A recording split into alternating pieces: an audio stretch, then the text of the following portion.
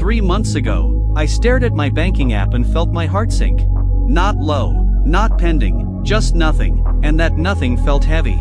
But fast forward to today, and that same screen shows $500. It's not millions, it's not financial freedom, but it's proof that discipline is stronger than circumstance, proof that you can build something from nothing. And I did it with 4 powerful strategies that turned a hopeless student into someone finally in control. I was a full-time student barely surviving off cafe wages, terrified that one flat tire or surprise bill would shatter the little stability I had. I remember sitting on my dorm bed, phone in hand, wondering if I'd ever escape the cycle of just enough. The cold reality check, where did my money go? The turning point wasn't dramatic, it was humiliating. I spent $11 on a smoothie one afternoon and forgot it in class. $11, gone. 1 hour of sweat and exhaustion at the cafe, gone. And for what? Nothing. That night, I did something uncomfortable. I opened every single transaction from the last month. I tracked them, color-coded them, and faced the truth I'd been ignoring. I wasn't bad with money, I was bleeding money. Tiny purchases, useless apps, snacks I didn't even remember buying, all adding up to $170 a month. That number burned into my mind, so I turned it into a weapon. I screenshot it and made it my phone wallpaper. Every time I unlocked my screen, it whispered, "You're not broke, you're careless." That sting became my fuel, because before you can fix your finances, you have to stop lying to yourself about where your money is going. 2. The student-friendly budget flip, control before comfort. Everyone talks about the 50-30-20 rule, but what if your rent alone swallows 70% of your income? I stopped following rules made for people who weren't living my reality, and I built my own. My formula: 60% needs, rent, food, transport, 15% wants, fun, outings, small treats, 25% savings, non-negotiable. The trick?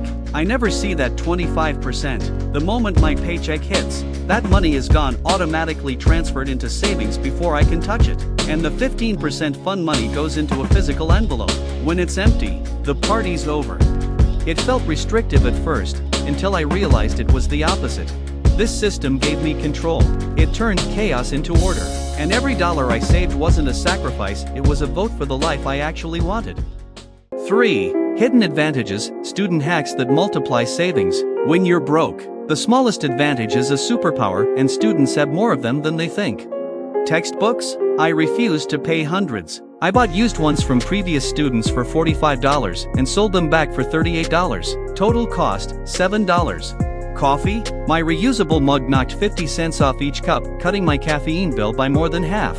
Commute? I stopped paying for buses and started biking, saving $30 a month. Even discounts I used to ignore, student offers on clothes. Software subscriptions turned into hidden income streams. Each change felt tiny, insignificant, but together, they transformed my budget. Because saving isn't about one big win, it's about 100 small ones stacking on top of each other until they become unstoppable. 4. The mindset shift, from I can't to I will. The biggest transformation didn't happen in my bank account, it happened in my head. I used to think saving meant punishment, saying no over and over again. But then I changed one thing. I named my savings account Italy Trip. Suddenly, every skipped snack wasn't a sacrifice, it was a step closer to a dream. Every $20 saved wasn't just money, it was a night in Rome. A train ride through Florence. I set tiny goals: $50, $150, $300. Every time I hit one, I celebrated. My friends laughed, then they started doing it too. Soon, we were competing to see who could save the most. What started as fear turned into a game. And when life threw me a curveball, like the day my laptop charger broke, I didn't panic. I had an emergency fund. I handled it calmly, replaced it, and kept going.